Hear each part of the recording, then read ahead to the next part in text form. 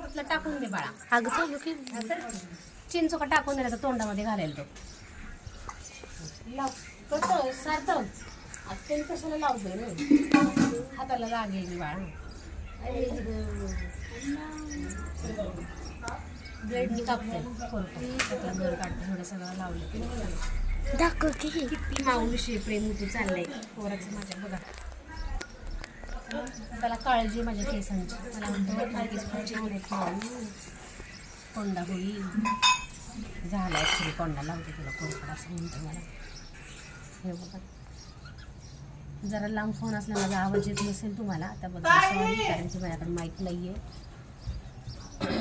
घेणार आहे मी माईक. हो करायचं म्हणलं आहे माईक. माशी बघा मध्ये मध्येच येते माशी. हा ना कशी किती काळजी बघा माऊच्या केसाची पोराला माझ्या. छान लावते खूप प्रेम आहे माझ्यावर. हो ते बघा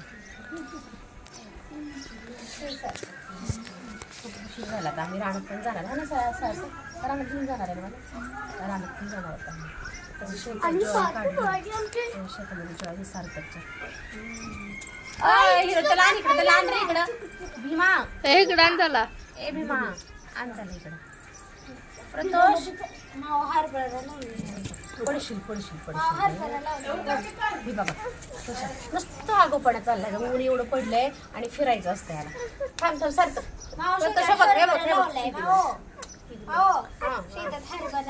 शेतात हरभरा पण लावलाय. हरभरा आणि 4 म्हशी आहेत घरी. अरे बापरे 4 म्हशी आहेत का घरी? नाही 2 आहे सांग बरं. 2 आहेत माझ्या घरी. हां सांग तुला घरी काय काय आहे. माझ्या घरी दिसू दे इकडं आवाज येत नाही. माझ्या घरी कोंबड्या म्हशी 4 आहेत आता सध्याला 4 म्हशी आहेत त्या. आणि कोंबड्या 30-25 असतील. आणि दररोज अंडी 7 नाहीतर 8 निघतात.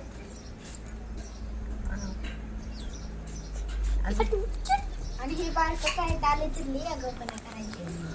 आणि मध्ये साठत तिकडे की तुला काय वाटतंय की बोल. आता आपण रानात गेलं की हरभरे हे करायचं ना काय म्हणतात त्याला काय भोपळा गरम करून जाळून खायचंय.